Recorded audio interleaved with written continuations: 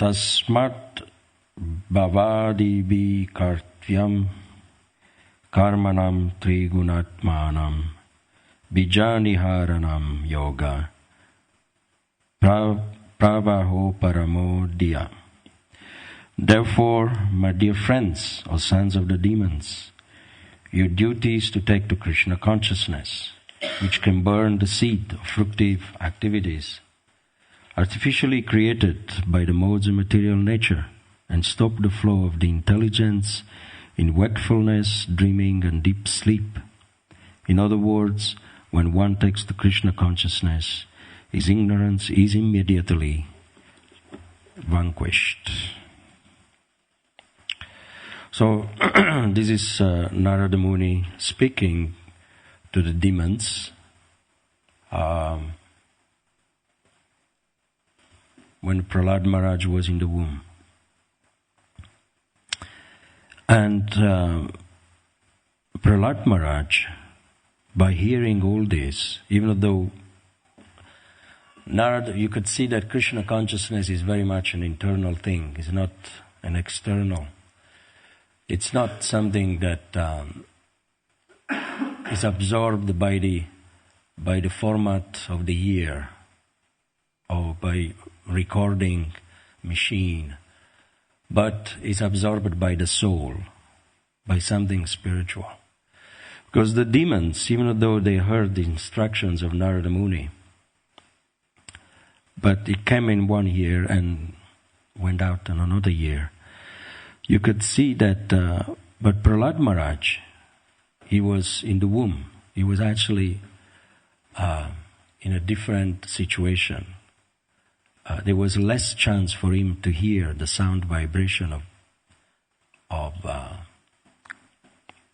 his spiritual master, Narada Muni. But nevertheless,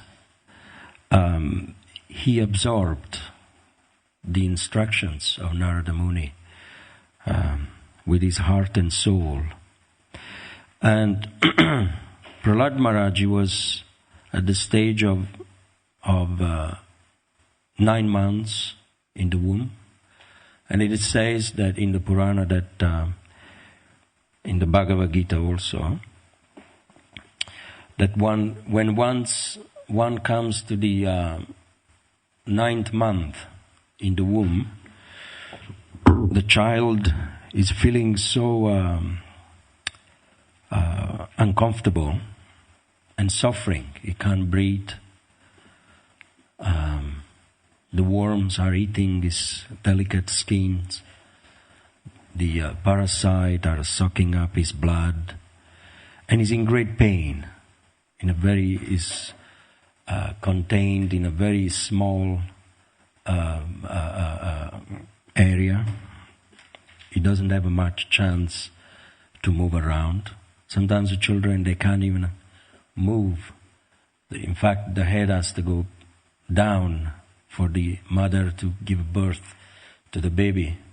But very often they're so entrapped in that situation that they can't move. And as a result, the women, they have to have a cesarean to have the child coming out. So that is the time in that situation when the jiva, he prays to the Paramatma. He prays to the Lord into the heart. And those prayers are very sincere. It's said in the Bhagavad Gita that the jiva prays to Krishna, to God. Yes, I'm aware of your existence.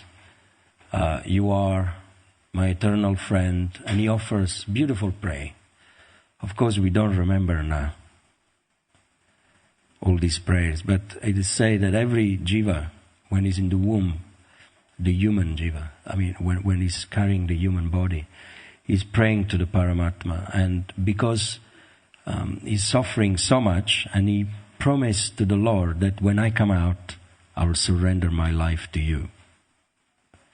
But then we forget. Birth is just the same like death. It's just the flip side of the same coin. Death makes you forget everything. Birth makes you forget everything. And we break our promise to surrender to Krishna. Few of us, we've been fortunate to resume our promise. That's why we are here today.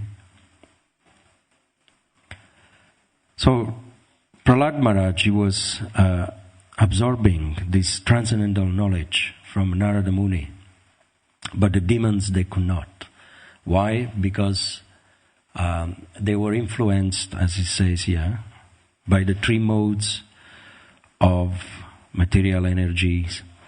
And those three modes, they give a rise to different types of desires and actions, which are called fruitive activities, like Narada Muni says. O sons of the demons, your duty is to take to Krishna consciousness, which can burn the seed of fruitive activities artificially. Now, the word artificially is mentioned, created by the modes of material nature. Just like when the mind thinks artificially is creating so many images, how to gratify the senses, how to serve the senses. And they're all born from mental speculation, mental utopia. So they're artificial. The desires that we have, they're all artificial. They're not realistic. They're not concrete. It's like chasing the will of the wisp. So, because they have a beginning and end, and when we think that we are enjoying, it's none other than the space between two suffering. So you're just getting little relief. Like when people, they drink, or they smoke, or they eat a lot, or they have sex, or they whatever they do to gratify the senses. It is said that they're just creating a suspense. They're just getting a little relief from the suffering. They're forgetting the suffering for the time being. But it doesn't mean that they're enjoying. Just like a camel, Prabhupada, he calls this artificial sense gratification avaranatmika shakti. It's described in the second canto. If you want to know, have a look in the folio, computer. Avaranatmika shakti, you have a Bhairanga shakti, the forceful energy, the Ladini shakti, which is the devotional energy that we are engaging in. And then you have the avaranatmika shakti, which is the bewildering energy. That's why it's called artificial, because it's an illusion. And Prabhupada gives the example of the camel. The camel is things that he's enjoying by eating the thorns from the tree.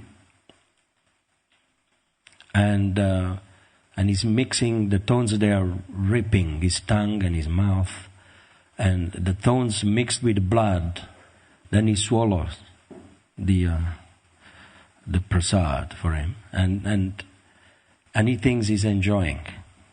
So similarly, when people, they engage in sense gratification, namely drinking, taking drugs, discharging semen, whatever it is, it's all throwing blood. We're doing harm to the body. What we think that gives pleasure to the body, materially, it's actually giving harm to the body. But we are not conscious of it.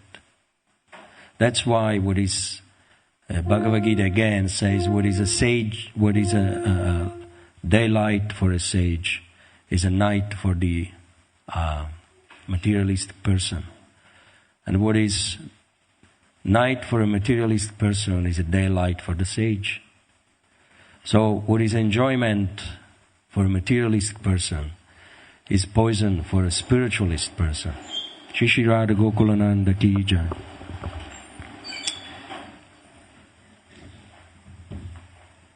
But at the same time, the austerity that devotees they perform, the spiritualists perform, it's an enjoyment. It is actually, it's good for the body. Austerity doesn't kill. Yoga, it doesn't kill anyone. It doesn't kill the body, but makes the body. Have you noticed it? Sometimes, you take a cold shower. It appears to be very, something very painful for the body.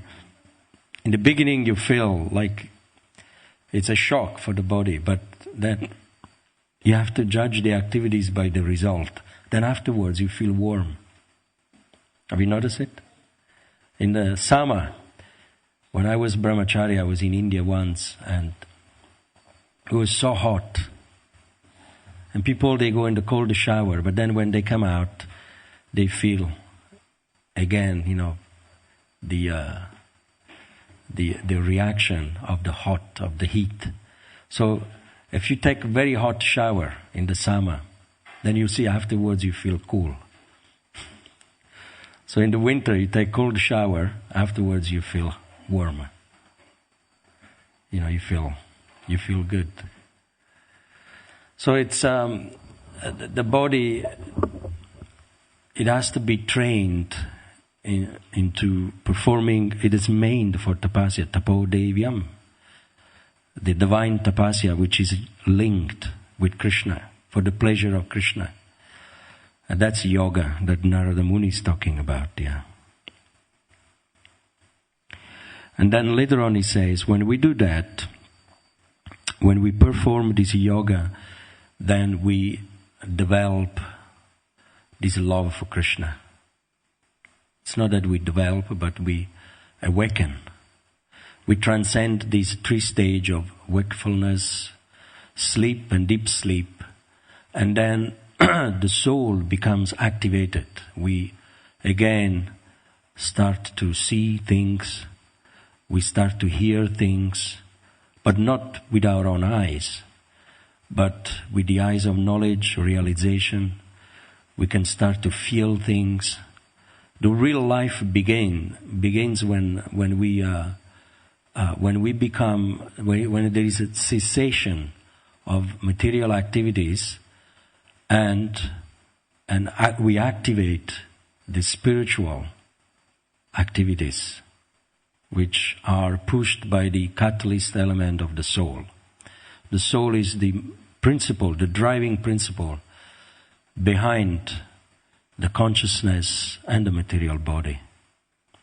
But very often it's such a subtle, it's the most subtle things that we cannot perceive it, that we are made of that energy, the spiritual. We cannot perceive it if we are engrossed in material sense gratification. So Narada Muni is trying to wake up the demons, but they cannot. They remain in deep sleep because of this desire for fruitive activities. And therefore they have to be, they're entangled into this samsara of chewing the chute. Punya shravana shravananam. They chew things that they've been already chewing in previous lives. So later on, Narada Muni gives different process how to awaken this the soul from this dormant stage, and he says one should accept a bona fide spiritual master, which is in the next verse. The person who will be giving class tomorrow, day after tomorrow, and start. That's part of the devotional service, because he's explaining here. One should to the demons. One should take to Krishna consciousness. What does that mean, Krishna consciousness? It means devotional service, bhajana kriya. What does it mean, bhajana kriya? Bhajana kriya means accepting a spiritual master, a guidance, and we perform some devotional service under his guidance. One must accept the bona fide spiritual master and render service unto him with a great devotion and faith. Whatever one has in one's possession should be offered to the spiritual master. And the association of saintly persons and devotees, one should worship the Lord, hear the glories of the Lord with faith, glorify the transcendental qualities and activities of the Lord, always meditate on the Lord's lotus feet,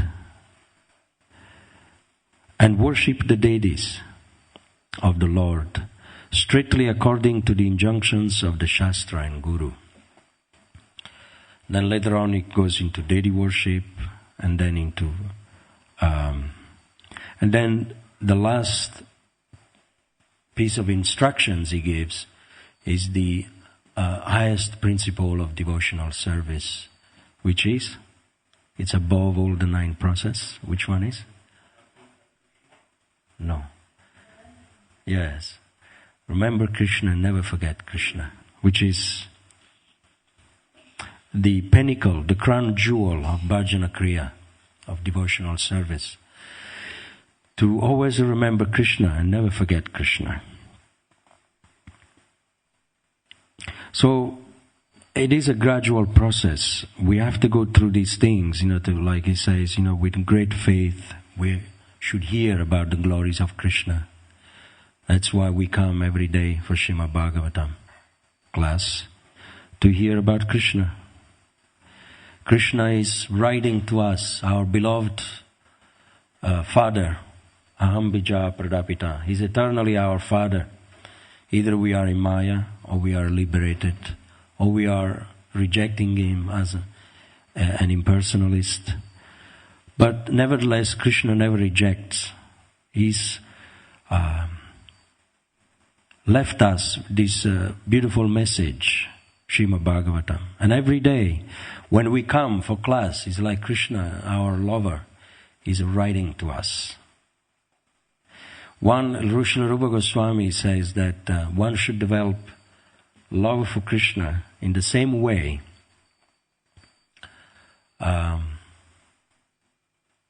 like a young boy is in love with his paramour, with his girlfriend, and he's always thinking of her. And when the letter comes, then with great anxiety he's opening it, he smells the paper, he reads the message, and he remembers immediately the feature of his lover. And he starts to feel something. Then he reads. And so Srila Rupa Goswami says, in the same way we should read the Srimad Bhagavatam. It's like the message, the letter of our lover, Krishna.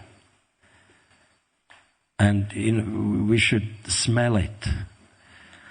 Do you ever smell Srimad Bhagavatam? It always has a beautiful fragrance. It's not different from Krishna. It's not actually... never think that this is paper or ink. But it's actually... they're not different from the lotus feet of Krishna.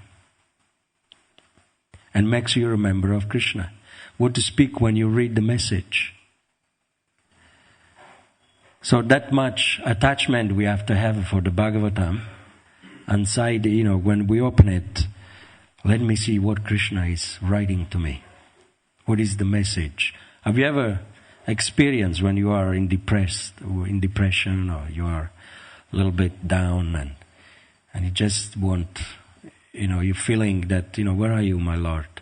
And then you open up the Bhagavad Gita, the Bhagavatam, at random, and immediately he sends you the message. He's writing to you. That's how much Krishna loves us. But we forget. We don't know how much the Lord, He loves the living entities, because you can only fathom or measure a little bit of the love of Krishna that He has for us with the love that you have for Him. If we don't have any love for Krishna, then we cannot understand how much He loves us. The child, when he's small, is kicking the father. He hates the father because the father doesn't give him the toys or sense gratification. But does that mean the father doesn't love him? He tolerates the kicks. And the mother, when the child is in the womb, is also kicking and screaming and pinching, turning around. But the mother is tolerating and still loves the child. So that's a little glimpse how much Krishna loves us.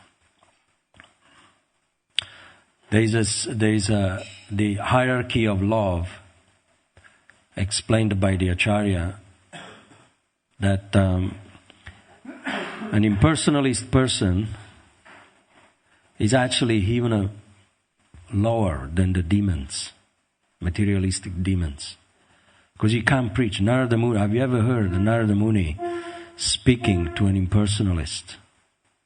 Or have you ever tried to preach to an impersonalist? They don't accept you. They don't even see you. Of course, they see you with their own eyes, but you don't exist for them. God doesn't exist. So therefore, they feel no love and no hate. That it's painful.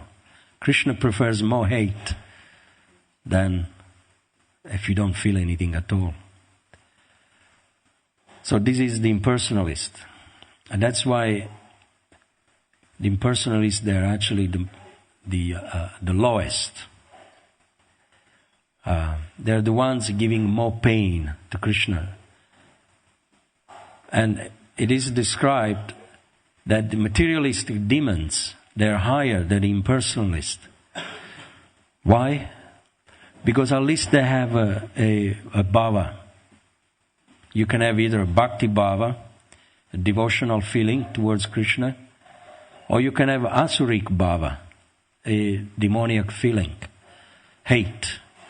Just like if you read in the first canto, Srila Prabhupada gives very nice description there, the evidence why the demons, they are more higher. The materialistic demons are higher than the impersonalists. When Hiranyaksha, he was beat up by the, he was in the war with Varahadev. Varahadev, he came and he was tolerating all the blows with a club from this terrible demon. And he was swearing at him also. He was insulting the Lord, calling him a hog, a pig, dirty, smelly pig. And you live, in a very low class places. And all these things, they were actually hurting the feeling of the Lord, but he loved it. If you read in the purport there, Prabhupada said when the Lord received the club on his face, on his chest, it was like he took it as a garland. And an insult of Hiranyaksha, he took them as glorification of the hymns of the Vedas. Why? Because at least that hateful mood, it was a feeling. At least he was addressing the Lord as a person. Isn't it? When you're facing someone, you had an argument with someone, would you feel more pleasure if the person walks away and he doesn't acknowledge your existence? Or when the person, he expresses anger towards you? It's, at least you understand why he's angry. But at least he's addressing you as a person. And imagine a friend of yours, he doesn't speak to you ever anymore. 10 years, 20 years. Or you have someone, a friend of yours becomes your enemy, but he carry on speaking to you and giving you a hard time. You prefer more that. Because, at least he's having a relationship with you. He's acknowledging you as a friend, as a person. That's why a demon is higher than the impersonalist. So therefore, a demon, it says that He hates, but and he doesn't love, but he hates materialistic person. And then there is higher than that is the neophyte spiritualist, like myself. Then you love,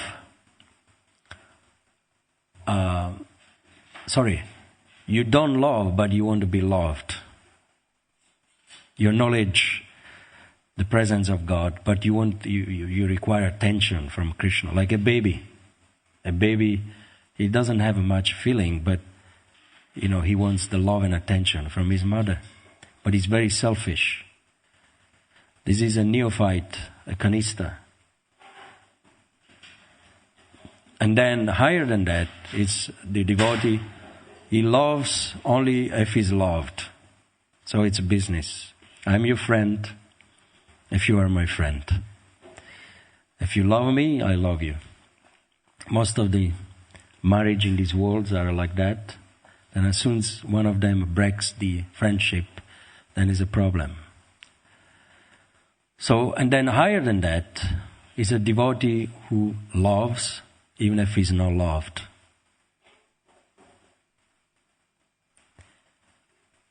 And then higher than that is the position of Krishna. He loves even if he's hated. Just like, Hiranyaksha and Varahadev. So we can understand on which platform we are. The impersonalist, he doesn't love, doesn't hate. The materialist demons or enjoyers, they don't love, they only hate. And then the neophyte devotee, he has no love, he doesn't hate, but he has no love, but he wants to be loved. And then higher than that, this is all from the Acharya, higher than that is the advanced devotee. He loves and he wants to be loved. And then even the more advanced is the one who loves even if he's not loved. And then the position of Krishna, which cannot be imitated by anybody, is that he loves even if he's hated. You can see that the Lord is proved that.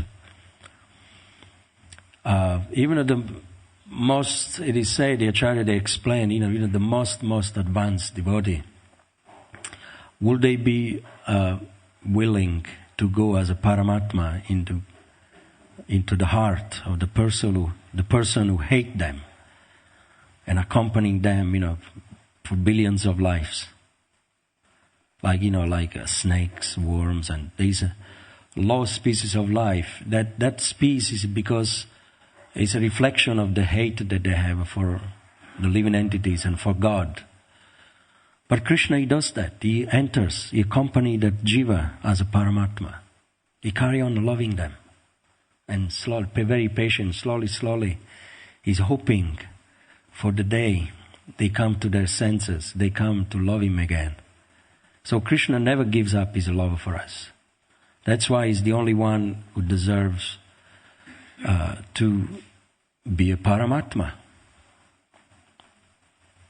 Omnipresent into the heart of everyone, not just one living entity. He takes care of everybody, of all the liberated souls and all those who are entangled into this world.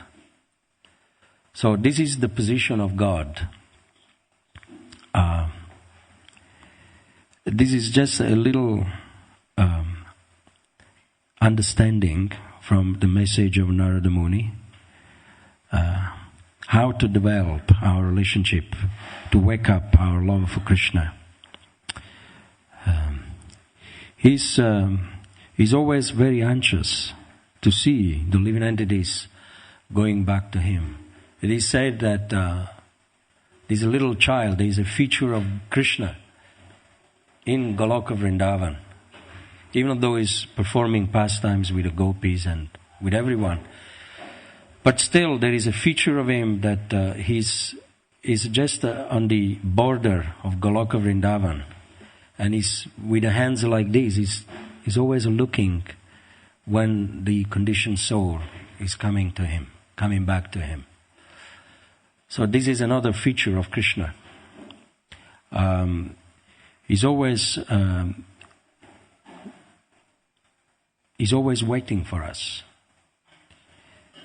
And therefore, why not go towards him? You know, our real treasure is there. We got everything there. He even says, if you want the material things, just worship me. He doesn't say you have to give up everything and, only love me and worship. He says in the Bhagavatam, akama sarva kama